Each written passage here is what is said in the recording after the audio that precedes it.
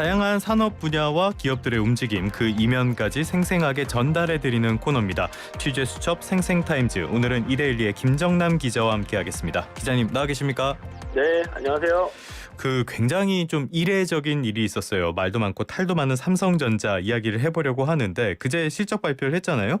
저희도 네네. 같이 출입을 했었고 삼성전자를 계속적으로 지켜보고 있지만 저는 이런 거 처음 봤거든요. 기자님 보신 적 있습니까? 저도 뭐 산업계에서 그동안 쭉 수년간 취재를 하고 했는데 이렇게 사업부문장이 실적 때문에 직접 메시지를 내고 고객사나 투자자 임직원에게 공개적으로 사과하는 이런 경우는 처음 봤습니다. 이게 시장과의 소통에 대한 의지를 보였다, 이렇게 충분히 긍정적으로 평가할 만도 한데 개인적으로는 이게 사과문까지 내야 될 정도인가 하는 생각이 들었을 정도로 좀 이례적이라고 봤는데요. 저는 전영현 부회장의 이 메시지 보면서 다소 좀 느슨해졌다고 평가를 받는 이 삼성전자 조직 문화를 좀 바꾸겠다는 의지를 좀 크게 읽었습니다. 예. 그러니까 예를 들면은 한 번 세운 목표는 끝까지 물고 늘어지겠다 이런 센 발언도 하고 하셨는데, 이 삼성전자는 과거에 이제 일본이나 미국이 반도체 잘 나갈 때 그때 그들을 따라잡을 때 일단 이런 집요함이라든가 맹렬함 같은 이런 특유의 근성이 이제 트레이드 마크였는데 지금은 좀 많이 사라진 것 아니냐라는 평가를 받고 있습니다. 이 삼성전자가 이제 재계의 어떤 리더격이다 보니까 전영현 부회장의 사과문은 재계 전반에 큰 파장을 낳고 있는 것 같습니다. 이 전영현 부회장 같은 경우는 아주 강력한 리더십으로 잘 알려져 있는데 연말 정기 인사 때 아무래도 대대적인 물갈이 인사가 불가피할 것 같고요. 그 시기도 11월 정도로 한 예년보다 좀 앞당길 가능성이 있어 보입니다. 사실 요즘 한국 재계에서는 이제 반도체나 자동차 정도를 제외하면 제대로 된 먹거리가 좀 잘 안 보인다 이런 평가가 많은데 그런 측면에서 삼성 외에 이런 다른 대기업 집단, 그러니까 다른 그룹들도 연말에 조기 인사를 통해서 좀 충격요법 이런 거 강행할 가능성이 높아 보입니다. 어쨌건 이렇게 사업 부문장의 사과문까지 나오니까 삼성전자가 위기다라는 이야기를 부정하기는 어려워졌단 말이에요. 그래서 주가도 하락하고 오늘은 결국에 장중에 6만 전자까지 깨진 상태거든요. 상당히 위험한 상황이라고 봐야 하겠죠? 네, 그렇습니다. 이 삼성이 정말 이 다양한 사업을 하는 종합 전자기업인데 이제 굳이 크게 둘로 나누자면 반도체를 다루는 DS 부분이 있고 그다음 스마트폰, TV, 가전 등을 다루는 이제 DX 부분이 있는데 그러니까 부품하고 완제품이 있고 이렇게 두 가지 정도. 그렇죠. 아무래도 이제 반도체가 이제 업황을 왔다 갔다 하기 때문에 그렇긴 합니다만 영업이익률 측면에서나 글로벌 영향력 측면에서 이제 사실 반도체가 간판이죠. 그렇죠. 그런데 이제 그 핵심 캐시카우라고 할 수 있는 반도체가 이 시장 업앤다운, 그 심한 영향이 아니라 근본적인 그 기술 경쟁, 그러니까 다시 말해서 펀더멘털이 흔들리는 거 아니냐라는 우려가 요즘에 좀 나오고 있는 게 좀 핵심인 것 같습니다. 이 고대역 HBM이죠. 고대역폭 메모리에서 SK 하이닉스를 좀처럼 좀 따라잡지 못하고 있는 게 대표적인데요. SK 하이닉스는 이미 5세대 HBM3 12단 제품의 양산을 공식 발표했죠. 근데 삼성전자 같은 경우는 엔비디아 퀄테스트도 좀 제대로 통과하지 못하고 있는 실정인데, 제가 아까 말씀드렸듯이 집요하게 경쟁사를 따라잡고 그들을 뛰어넘는 게 삼성전자의 그런 특유의 트레이드 마크였는데 이게 좀 사라져버린 것 같다 하는 그런 평가들이 좀 나오고 있고, 메모리 반도체 일변도에서 의존도를 좀 낮추고자 2017년도에 시작한 파운드리 사업이 있는데 이건 조금 더 심각해 보입니다.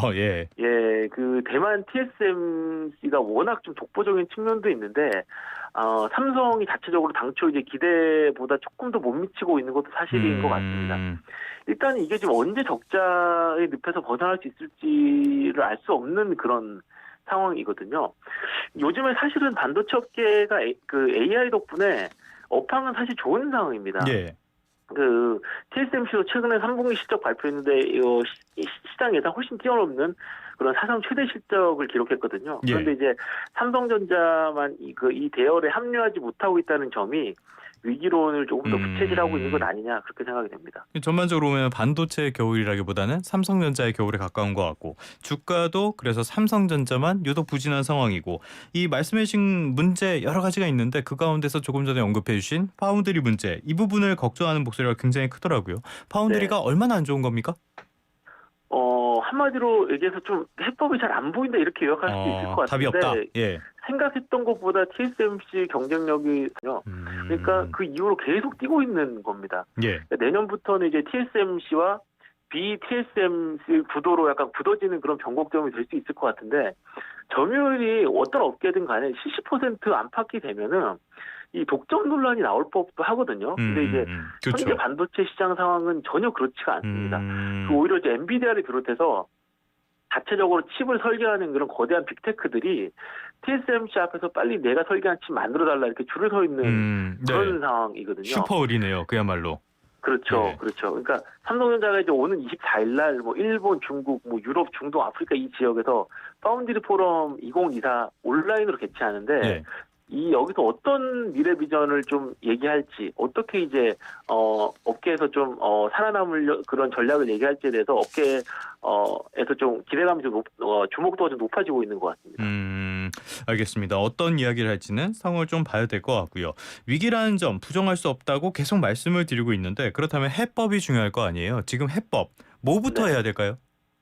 네, 뭐 어떻게 보면 당연한 얘기일 수도 있는데 예. 정부 회장이 강조했듯이 역시 가장 중요한 것은 근원 기술 경쟁력입니다. 그 제가 뭐 파운드리 말씀 여러 번 드리는 것 같은데 삼성전자는 지금 파운드리 업계에서 최선단 그러니까 3나노 이하 공정에서 승부수를 던진 상황입니다. 예. 그런데 여기서 지금 예상보다 수율이 안 나오고 있거든요. 그렇기 때문에 이제 불량품이 많아지고 비용이 올라가고 있으면서 TSMC와 비교해서 상대적으로 고객사들로부터 뭐 큰 고객사들이든 작은 고객사들이든 신뢰를 상대적으로 뭐 그럴 수밖에 없겠죠. 받지 예. 못하고 있는 그런 상황이고 네. 이것이 이제 투주부진으로 이어지고 있는 그런 상황입니다. 그 언론들이 이제 파운드리 말할 때 우리나라 한국 언론들이 주로 이제 뭐 2나노, 3나노 뭐 이런 얘기만 하다 보니까 이게 전부인 줄 아는 분들이 많은 것 같은데 절대 그렇지가 않습니다. 네. 10나노 이하 정도만 돼도 사실은 첨단 노릇이고요.